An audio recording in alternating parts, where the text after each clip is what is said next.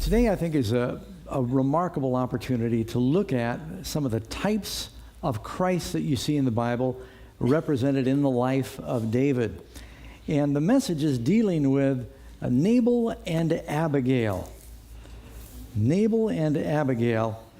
And there's some wonderful things that we can learn here about the Lord. So if you go with me to 1 Samuel chapter 25, it says, Samuel died, and the Israelites gathered together and lamented him and buried him in his home at Ramah. And David arose and went down to the wilderness of Paran. Well, just in case you're wondering, who wrote the first book of Samuel? Probably wasn't Samuel, because it just said Samuel died. Did you catch that? So he didn't write the first, he didn't necessarily write the whole part of the book. It's believed that at least the last half and 2 Samuel were probably written by Nathan the prophet. You'll discover that as we get further along in our study of David. But how long was Samuel serving the Lord? You know, he may have lived to 90 years of age. Faithful prophet, a priest, the last of the judges. He's the one who transitioned from a people led by the judges. They rejected the Lord and said, we want a king like the other nations. And now the monarchies began. And Samuel lived through that whole transition. Samuel was the one. Everyone says they knew the word of God was in his mouth. He was the one that was somewhat holding Saul in check. And now with Samuel gone, David thought the restraining influence of that great prophet out of the way, Saul is not going to hold back trying to hunt me down. And David has already had a couple of opportunities to kill him. So he thought, I better get out of town. And so David goes a little further south. And I think we've got a map that we'll put up on the screen. So if you go north, you can see, remember, David was in the cave of Adullam. And now he's getting further and further south. This is still in the territory of Judea. The Philistines would be now closer to the ocean from where they are. We're going down to a region called Carmel, and there's 2 Carmels in the Bible. But if you go further south, you're getting into the region of the Ishmaelites, better known today as the Arabs. And you'll remember in the book of Judges that Gideon had a lot of problems with the people of the east. And so I wanted you to get a picture of that because they used to raid this territory. David is there with his men. He's got about 600 men now, and he's trying to get further deep as far as he could go into the land of Judea, away from the area of Benjamin where Saul was king. And the land of Israel back then was not like the land of Israel today. Today, it's largely a desert. It's a land of rocks. But back in the time of David, doesn't the Bible say it was a land flowing with milk and honey? It was a beautiful place. The climate has actually changed. Keep in mind that if you go to North Africa, you can find places in the Sahara Desert where they've got rhino bones and giraffe bones and petroglyphs that were drawn of the people that once lived there, of savanna and lakes, and now it's just sand. So the climates in the last few thousand years have changed. And it is actually true that when you cut down the trees in great numbers, it doesn't draw as much moisture in off the ocean, and it can actually change the climate and the storms and the rainfall. There was a king, he was actually a sultan, that had charge over the land of Israel, and he taxed the people in Israel based on how many trees they had on their land. Now, if you're going to pay tax on your trees, what do you do to your trees to lower your taxes? It was a really bad policy because for about 80 years, everybody just cut down their trees. And it kind of deforested the land of Israel. Now then, when the Romans conquered the land of Israel back in about 70 AD, you know what the Roman pattern was? They would scatter salt on the land to keep things from growing. And so when the Jews rebelled, they brought vast amounts of salt, all the fertile fields. They'd sow them with salt, and that was like a scorch and burn policy to keep them from taking care of themselves. So the land today is a little different than the land was back in David's time. This was a beautiful pasture land. The name Carmel means fruitful place or park. Now, this is the different Carmel when Elijah has a showdown with the prophets of Baal on Mount Carmel. That's way up north. This is a Carmel that is mentioned by Joshua in the land or the territory of Judah. You read in Joshua chapter 15, I think it's like verse 55, you'll see where he's itemizing the different cities and towns that would belong to the tribe of Judah in the south. Carmel is mentioned. It's down in that region. Just didn't want you to get it mixed up with up north where Elijah was. And so he goes down there and he's in that haunt, and they're trying to just, live off the land and the goodness of others, but it's really tough when you are responsible to feed 600 men a day. That's a big job. And these are men that, it says they were in distress and they were in debt and they were unhappy and they'd run away, and so it's an interesting bunch. So David's got that full-time job. Now, so with that background, listen to what happens here in this story. So David goes south to the land of the wilderness of Paran, and there was a man in Maon whose business was in Carmel. They're right beside each side. Carmel is more of the fields. Maon was like the town. And the man was very rich. He had 3,000 sheep and 1,000 goats. Sounds like Abraham. And he was shearing his sheep in Carmel. That usually happened in June when it started to dry out and the sheep were getting hot from too much wool. Now, the Romans used to pluck the wool from the sheep, but the Jews would actually shear it. And it was also a time where they would slaughter, and it was a feast, and there were sacrifices. And the man's name was Nabal. And the name of his wife was Abigail. And this is unusual because they almost never mention the name of the wife unless she factors into the story somehow. She was a woman of good understanding and a beautiful appearance. But the man was harsh and evil in his doings. Have you ever heard opposites attract? He was of the house of Caleb, so he had a good lineage. Caleb was a great man. The word Caleb means bold, but the word Nabal means fool. Abigail means praise of the father. You kind of knew Abba means papa or father, and Gail means the praise or the exaltation of the father, the rejoicing of the father. So David heard that they were doing the sheep shearing, and this was a time of generosity, of festivities, and he's in the wilderness, that Nabal was shearing his sheep. David sent 10 young men, and David said to the young men, "Go up to Carmel, go to Nabal, and greet him in my name." And so he sends a delegation in his name. Before we go any farther, this is a unique story that tells us something about the plan of salvation. There are some stories that just really you see the plan of salvation in here.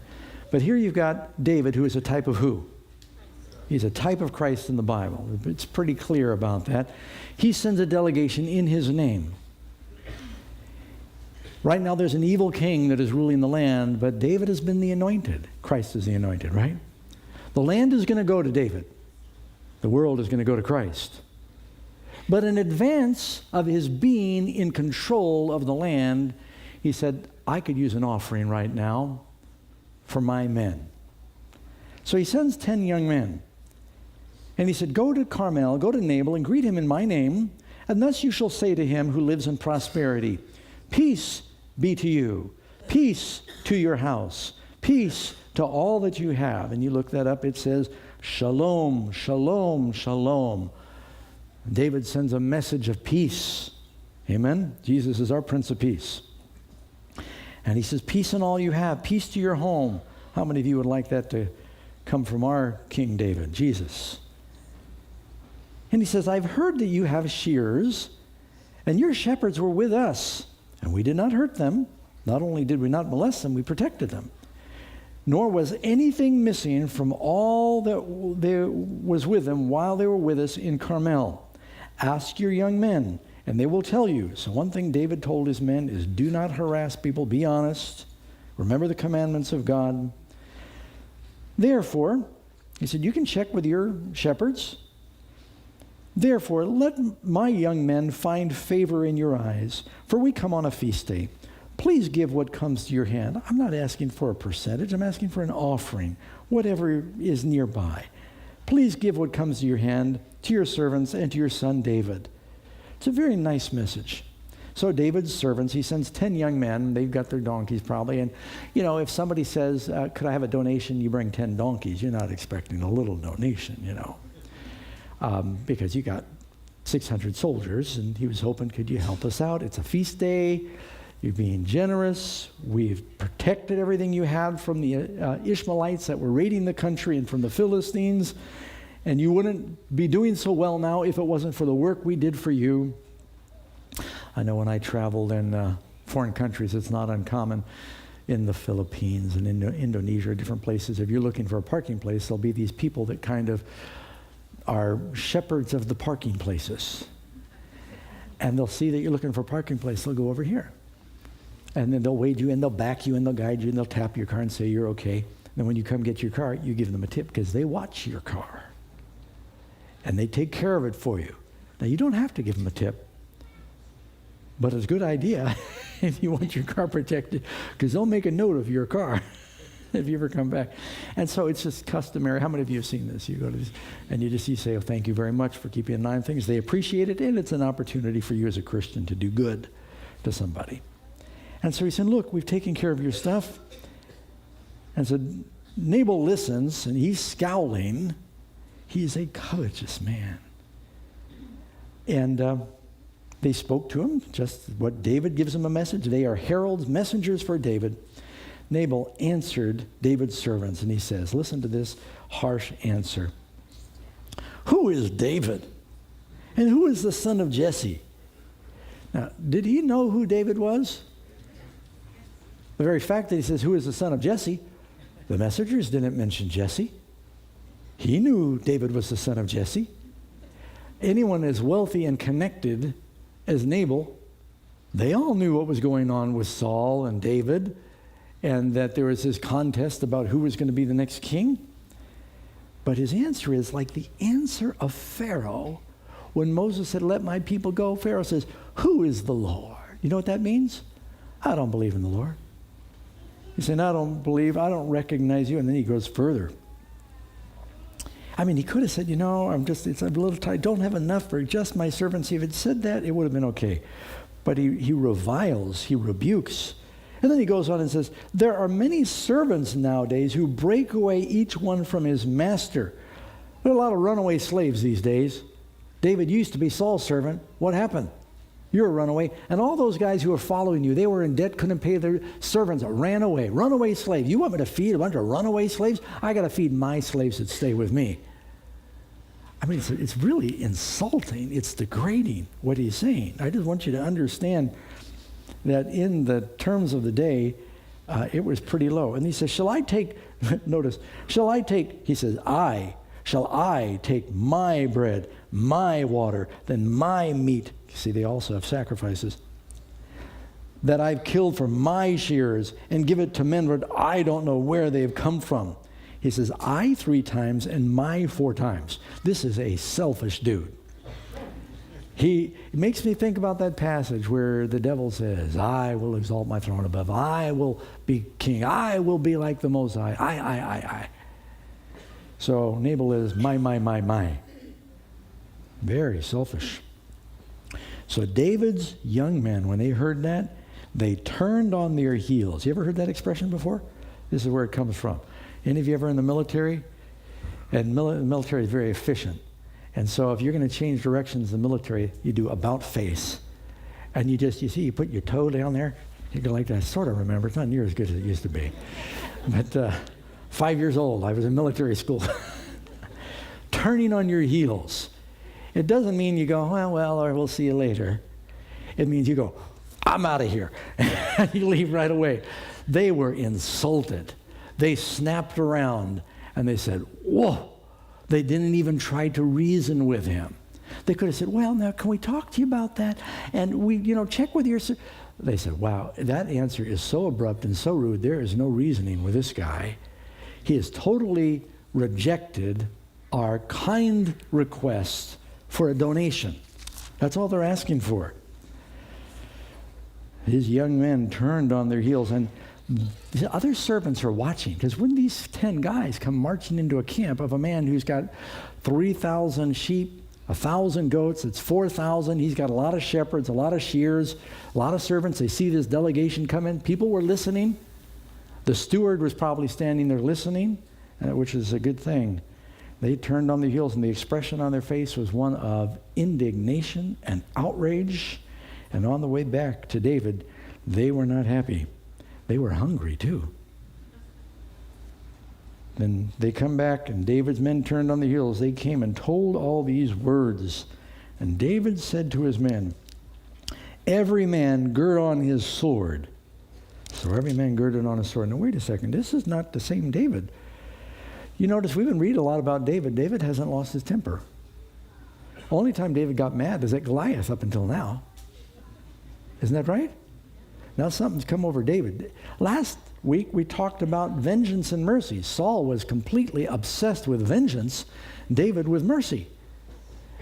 But now David is saying, I'm going to avenge myself. That's no way to talk to anybody. And he wasn't only going to go after Nabal, he was going to go after everybody in his house. And he says, gird on your sword. 400 men went with David.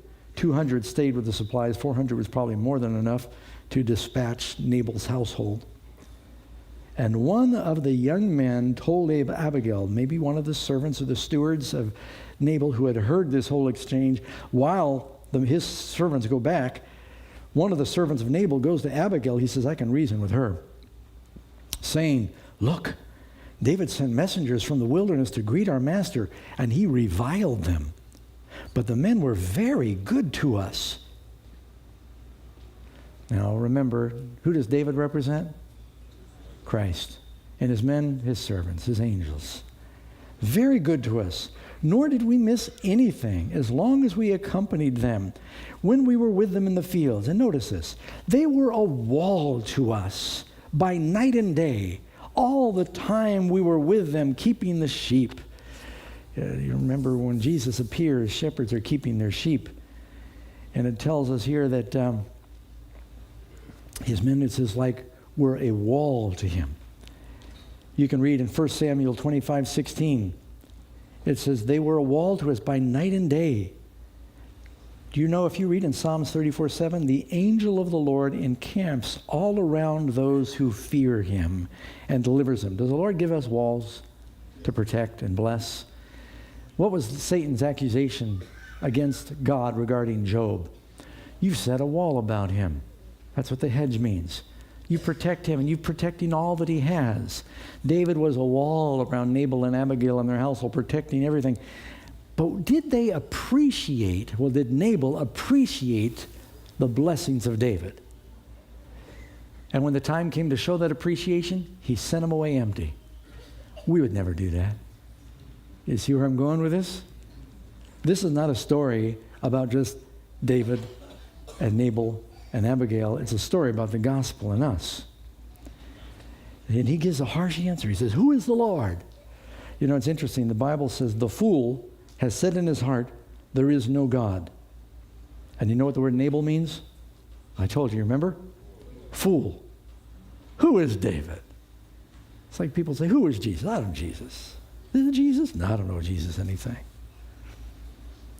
And so now this servant of Nabal is telling Abigail, these men were very good to us. They didn't harass us. Nothing was ever missing from the tent. We slept well at night. They protected us from the Amalekites and the Ishmaelites and the Philistines, and you wouldn't have had all this blessing if it wasn't for those men. You remember what happened with Keilah? The Philistines were raiding the people, and David came and delivered them. They're saying, he's delivered us. And so they're giving this message. Zechariah 2:5, for I say, says the Lord, I will be a wall of fire around her, and I will be the glory in her midst. When the Egyptians wanted to destroy the children of Israel, God brought the pillar of fire as a wall to protect them. So David was a wall. And so now David is upset, and he gets upset.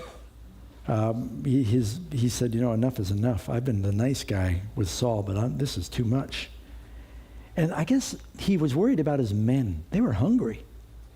And they'd done all this work, and they thought they should be paid. Now, James 1:9 says, so then, my beloved, Let every man be swift to hear, slow to speak, and slow to wrath.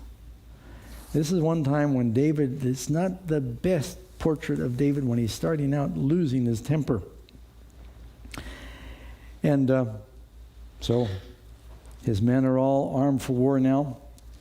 And the servants of Nabal are saying they were very good to us. They were walled day and night while we were with them keeping the sheep. And the servant goes on verse 17. I'm in 1 Samuel 25:17. Now therefore know and consider what you will do. You better do something. For harm is determined against our master. He saw their faces when they left. He saw how they turned on their heels. And against all his household. For he, now listen, this is really unusual for the servant to talk to Abigail the way he does about their master. But I guess Nabal was so notorious that he could speak freely. For he is such a scoundrel. Sometimes you've heard the word sons of Belial, or a worthless one. He is such a scoundrel that one cannot speak to him. You cannot reason with him. Then Abigail made haste. She thought, oh no, got to do something. She made haste. She realized not just her life, but the life of the household was at risk. And she took 200 loaves of bread, 2 skins of wine, 5 sheep already dressed, 5 seahs of roasted grain. These are sacks of grain ready to eat. 100 clusters of raisins, 200 cakes of figs. They used to make these delicious cakes of figs because they got so much sugar that they stick together, and they put some flour in, and they last a long time. And loaded them on donkeys, probably 10 donkeys, just like they had come down with. But you have to admire. I really appreciate all those that help in the kitchen. And the women have in particular, I know some of the men help a lot in the kitchen, but women have a special gift. You ever notice unexpected company comes, and they can rustle around, they put water in the soup, they do something, and all of a sudden there's food appears out of nowhere. Abigail's got to cater for an army or die. And she puts together a feast quickly. She gets all these things. She starts ordering servants. They're running, and who knows where Nabal is. He doesn't know what's going on. And they make haste. And she says to her servants, verse 19, go on before me. See, I'm coming after you. She sends the gifts on before. Now, that's not the first time that's happened in the Bible. When the Queen of Sheba came, you know how she sent gifts because she was going to have this audience. How many of you remember when Jacob was coming back from living in Mesopotamia that Esau got word and he was coming with 400 soldiers? And they were going to annihilate his family because Esau had probably been fuming for 20 years now about what Jacob had done in stealing the birthright. And he's thinking, you're coming back to take the birthright. You're coming back to take those possessions that are mine. Jacob knew what his brother was thinking. They were twins. So he gets all of this great gift together, and he sends it ahead of the family. So they all bow down, and they say to Esau, here's these gifts. This is from, and basically he's saying to Esau, I don't want anything from you. I want to give to you. The Lord's blessed me. I'm not here for Dad's inheritance. I'm here because I just want to be home. And so by the time Jacob gets there and he sees Esau, Esau kisses him, where he had come with armed men to kill. The gifts that go out before can save your life. And the Bible kind of teaches that. Psalms 50. You might make a note of this one. Psalms 50. Our God shall come and not keep silent. A fire will devour before him. It will be very tempestuous all around him. He will call to the heavens from above and to the earth that he may judge his people. Gather my saints together to me. He's talking about when we're caught up to meet the Lord in the air. Those who have made a covenant with me by sacrifice.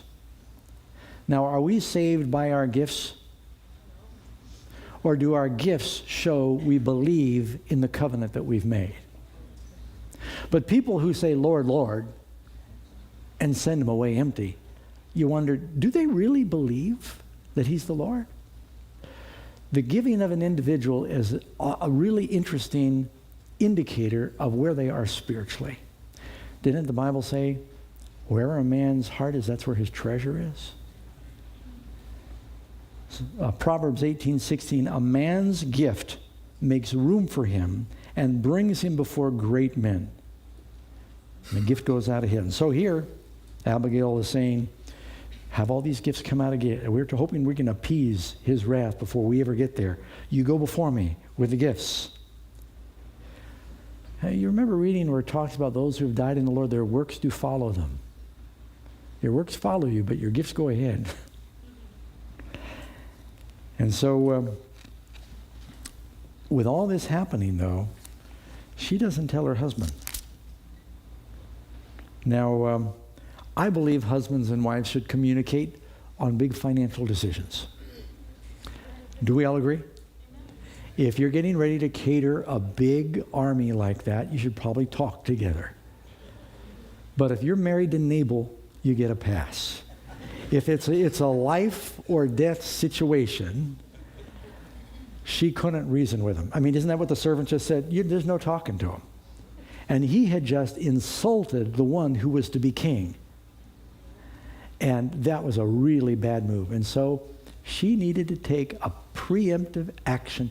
How many of you remember the story that it actually comes up later in the episodes of David, that Joab, the general, surrounds a city because a rebel, someone who's trying to start a rebellion in Israel named, was it Sheba? He was hiding out in this city, and Joab and the soldiers of Israel, they all surrounded the city, and they were going to kill everybody in the city. And a woman goes up on the wall of the city and says, "Where's Joab?" And Joab says, "Here I am." She says, "I want to talk to you. Come here." They're having this conversation from the wall. And she said, "I'm a mother in Israel. You're getting ready to kill us all for this one rebel." And they talk together, and they finally come to agreement. He says, "Look, we don't want to do that. We don't want to hurt anybody in the city, but there's someone who's rose up against David that you're protecting in the city." She said, "Let me go talk to the people. I'll be back." She talks to him. She comes back. She said, "We're going to toss his head over the wall." Now, I'm not recommending that we solve our problems that way, but I'm just telling you that it was a woman. It was a woman that came out and interceded that brought peace. Now, what does a woman represent in Bible analogies often? So who is it that brings peace? The house of Nabal is doomed. Judgment is coming. Abigail goes forward, and she begins to become the agent of peace in this. So it was that she rode on her donkey. She went down under cover of a hill. They may have been tracking where David's servants had gone, and they're going down through the hill because he was living off in the wilderness. And wouldn't you know, there were David and his men coming down towards her. There's this clearing, and all of a sudden, these two come together, and he's not sure who this is yet. And she dismounts. And David is thinking to himself, when he meets Abigail, the thoughts that are going through his head, you find in verse 21, he said, "Surely in vain I protected all that this fellow has in the wilderness, so that nothing was missed of all that belongs." He's reciting over and over in his mind the right that he's got to kill this man. "And he's repaid me evil for good. May God do so to me and more also, to the enemies of David, if I leave one male of all who belong to him living by light." He's just made a vow. He's going to kill her whole household. They are under judgment. Now, Abigail sees David. So he tells you what was going through his head as he's on his way with 400 soldiers. David's probably leading. Abigail sees David. She dismounts quickly from the donkey. She falls on her face before David. She bows down to the ground as though he's a king. Now, look at the difference. Nabal says, "Who is David? Who is the son of Jesse?" She's treating him very differently. So she fell at his feet, and she says, "On me, my Lord, on me let this iniquity be. And please let your maidservant speak in your ears and hear the words of your maidservant." Well, should she suffer for Nabal? She didn't do it. Nabal did it. But here she is saying, "I want to be the substitute. You blame me." Now, isn't that kind of what Jesus does for us? He says, "I'll take it." Was she guilty? No, but she's willing to take the guilt of her husband. Speak in the ears, and let me say a few words. Please, she didn't wait for permission. She keeps going. Verse 25. Please let not my Lord regard this scoundrel Nabal. That's your husband. For as his name is, so he is. Nabal is his name, and folly is with him. Now, the way that comes off in the Hebrew is, fool is his name, and folly is with him. He's doing just as his name indicates. But I, your maidservant, did not see the young man. Be patient. We didn't know that you came. Don't take it out on the whole household. He is an ornery person. And we're more reasonable. We didn't know you had come. We didn't know. Now therefore, my Lord, as the Lord lives, and as your soul lives, since the Lord has held you back from coming to bloodshed, I found you before you've gone to bloodshed. She knew what was going on. And from avenging yourself with your own hand. We studied last week how wonderful it was that David had read the words of Moses that said, vengeance is the Lord's, I will repay. And David could have said when messengers came back from Nabal being insulted, well, God will put this in your hands. You'll take care of it. That would have been the right response. But I think the Lord allowed all this to happen the way it did, not only to teach David a lesson, but to teach you and I a gospel story. Because Jesus is coming with judgment. And intercession is needed. And so here she is. She's a very intelligent woman. As a matter of fact, I'll put to you that I think she fills the role of a prophet here. You see what you think. I think Abigail was not only beautiful and bright, I think the words she speaks here are certainly prophetic. And now, this present which your maidservant has brought to my Lord, I'm in verse 27, let it be given to the young men that follow my Lord. She doesn't say given to you, because there's no present. You're a king. It's not even worthy of you, but the men are hungry. Let me give it to them. Please forgive. She comes asking for forgiveness and saying, let the fault be on me. Please forgive the trespass. You notice what's happening here? This is Abigail interceding. What is part of the work of the church? Well, the work of Jesus is to be an intercessor. Are we a nation of kings and priests in the church? And didn't Jesus say, as the Father sent me, so send I you? Is the Christian life one where you're just praying for yourself, or are you interceding in behalf of others too? Jesus ever lives to make intercession for us. Here she is interceding. She is what you call here a mediator. Nabal was wrong. He was vile. He was wicked. He was mean. David is now coming with judgment. There's this conflict. And she puts herself between these two men where there's going to be a bloodbath, and she stops it from happening.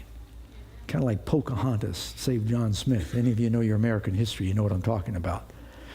And she puts herself between this conflict. But isn't that what the church is supposed to do? Isn't the world lost under sin? Isn't Jesus the Son of David coming? Doesn't the Revelation talk about the wrath of the Lamb? Here you see a picture, one of the few times you see the wrath of David. And he's coming with his sword girded. And there's going to be blood. And all of a sudden she stops. She comes between, in the middle, between where David dwells and where Nabal dwells. There she is, pleading. And she said, forgive the trespass of your maidservant. It wasn't her fault, but she's taking the place. For the Lord will certainly make for my Lord an enduring house. Won't the house of Jesus endure? Because my Lord fights the battles of the Lord, and evil is not found in you throughout your days. Now, do you see, that's not just talking about David. Who is it that was sinless? No evil found in him. It's Jesus. Yet a man has risen to pursue you and to seek your life. Saul was like filling the role of the devil. David was not recognized as king.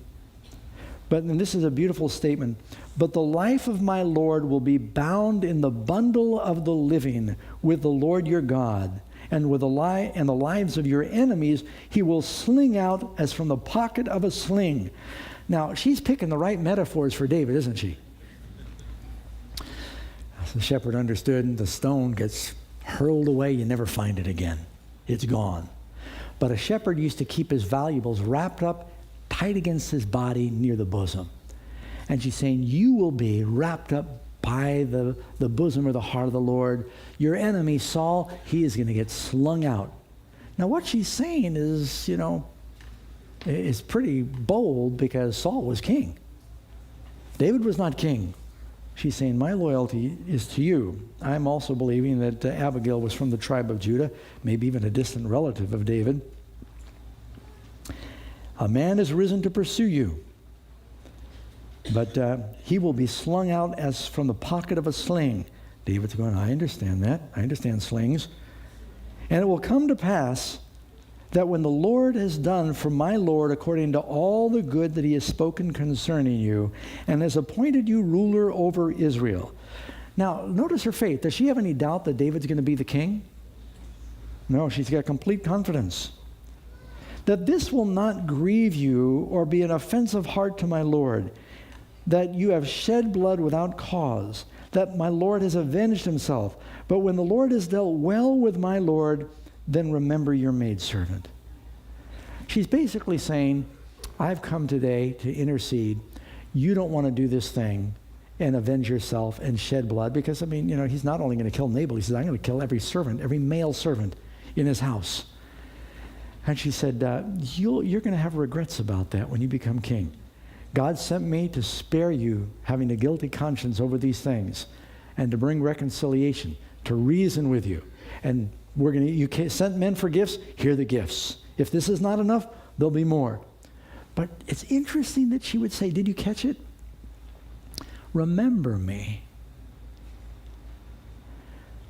When you become king, she didn't say if you become king. Show mercy on me.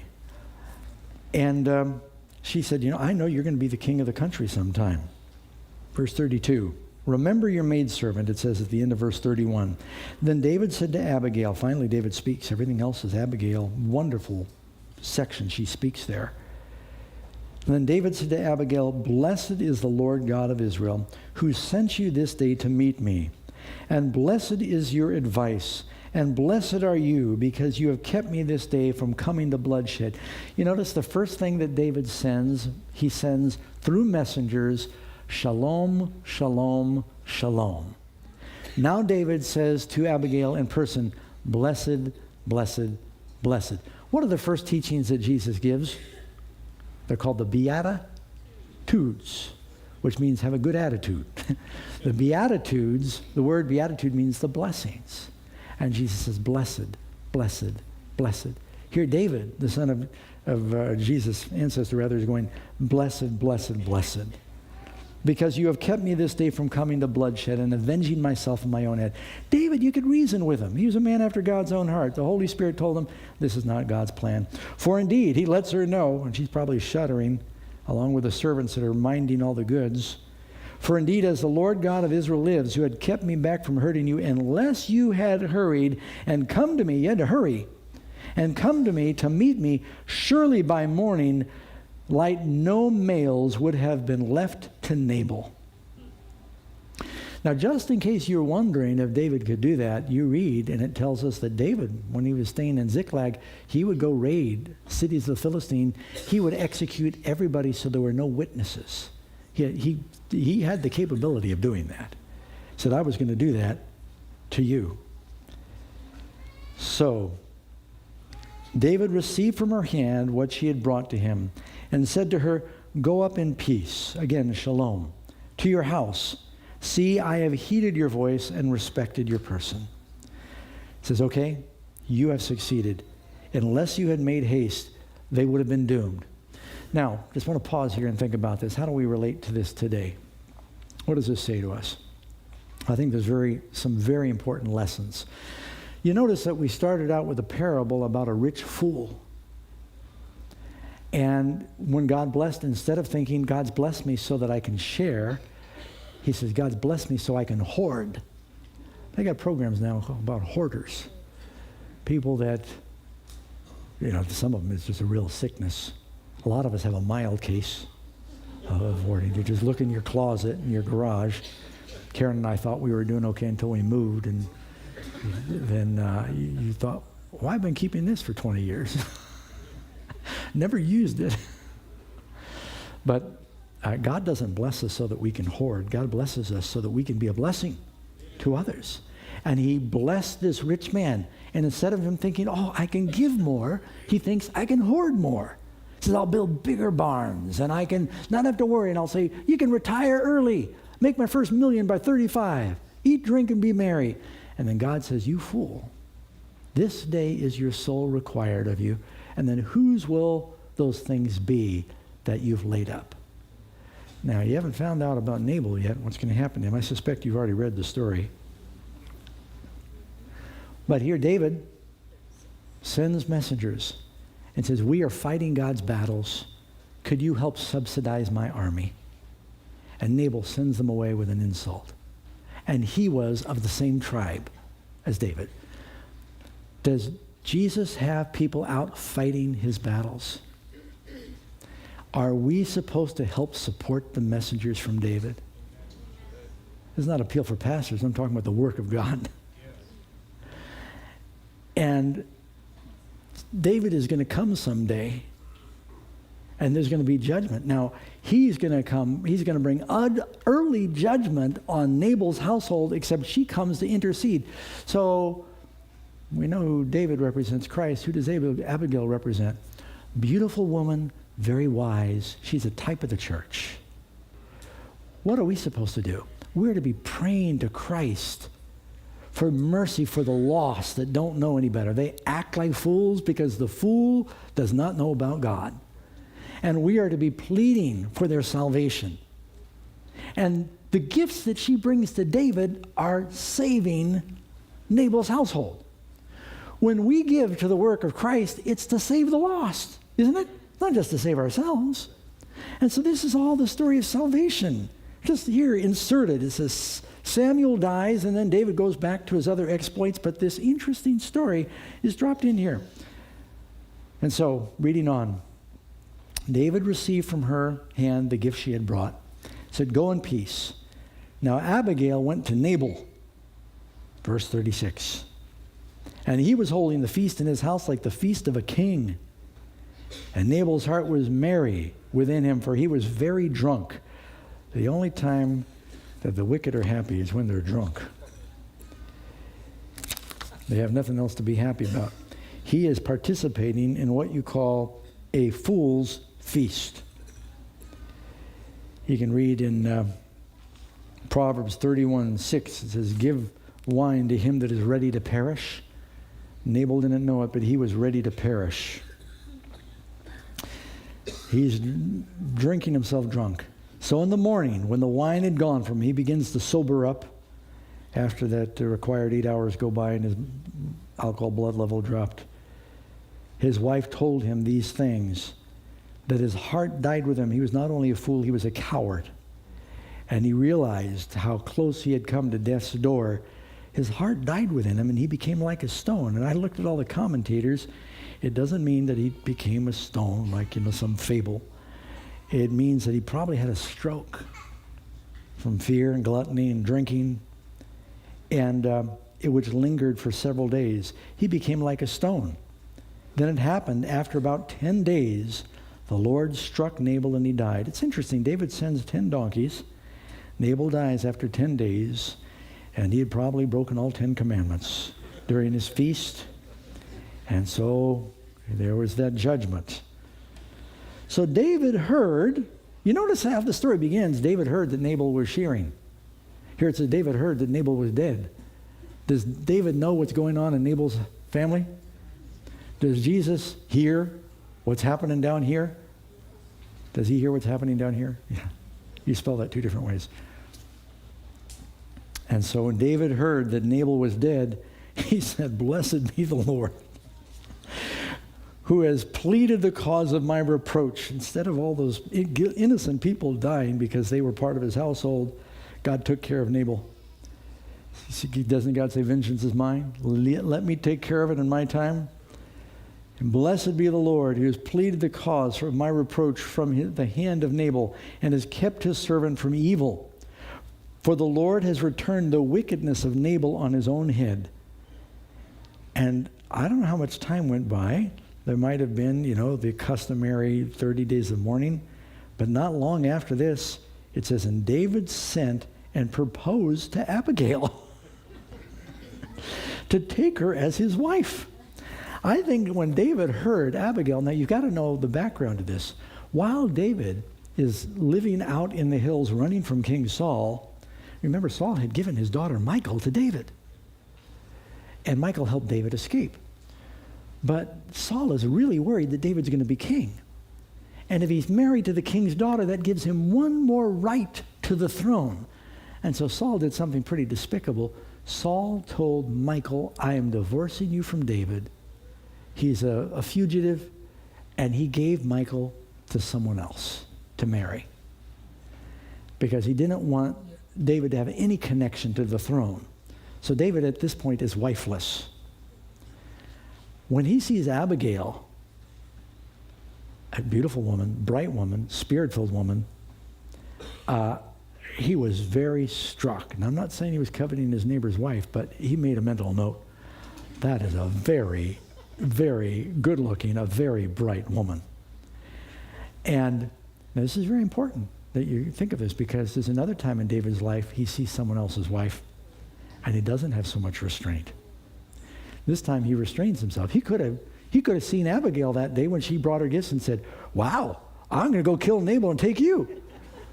Not forget about the gifts and the intercession, but David said, all right, I'm going to listen to you. I'm going to accept the intercession. I'm going to let Nabal live. He could have killed Nabal and just taken his wife. But David put it all in God's hands, and he presents a proposal. Now, Abigail doesn't have to say yes. He sends servants, and David has sent us. We've come in the name of David to ask you to be his wife. What's going to happen to the church? Is there going to be a wedding? Is the bride of Christ going to live in the New Jerusalem? That's why it's called the bride of Christ. She arose and she bowed her face to the earth and she said, here is your maidservant, a servant to wash the feet of the servants of my Lord. You know, that's another reason I think she's a beautiful type of the church. Didn't Jesus say to the church, I've come to you as one that serves. You need to serve each other. She says, I have come, I'm willing to wash it. She is a very wealthy woman. She's a very humble woman. And the church is very wealthy too, isn't it? We inherit everything from Christ. It says, and David took her. Now, you know, she's wealthy because it says in verse 42, so Abigail rose in haste. she's in haste again. She's haste to come to David earlier to save the father. Now David proposes. She comes in haste. And she rose in, she has 5 maidens. You realize when Jacob marries Rachel and Leah, they each have 1 maiden, Bilhah and Zilpah. She is so wealthy, she's got 5 maidens that follow her. But she says, I'll wash the feet. I am your servant. What a humble attitude. And she became David's wife. It ends with a beautiful story of a marriage. And so I just thought that this is really telling us about the plan of salvation. Our David is coming. Now, you know what this means? Evidently, Abigail and Nabal had no children. David does have children with Abigail. By the way, in case you're wondering, some of David's kids ended up badly. Abigail's kids were not among them. The offspring of Abigail, she raised them to serve the Lord. They were godly. They coexisted with Solomon, and they did fine. She was a good mother, too. She had no children with Nabal, which means not only did David end up getting Abigail, he got everything that belonged to Nabal. And this was an important story in the Bible because David now goes from, through the inheritance he gets through marrying Abigail. How wealthy was Nabal? He was the richest man in the country. David now is moving closer to being a king because he suddenly, for the first time in years, has substance at his disposal through his marriage to Abigail. David ends up owning the land that Nabal had. Now, I hope you're still with me. Nabal was selfish with David. He lost it all. David got it all. Isn't Jesus going to get this whole world soon? The earth is the Lord's and the fullness thereof. So if David sends messengers and says, could you please do something to support my army? Should we send them away empty? How much of what we have belongs to God? All of it belongs to God. Everything belongs to the Son of David. He's going to get the land, and he's going to get his bride. And so the whole gospel story is wrapped up in here. That's why I think it's important for us to remember that we're doing the work of Abigail. We are the church, and we should be willing to give of ourselves as servants. That's what she did. To make a covenant with David through marriage. That's what baptism is a type of. And to basically offer all that we are and all that we have to him. And it says she did it in haste.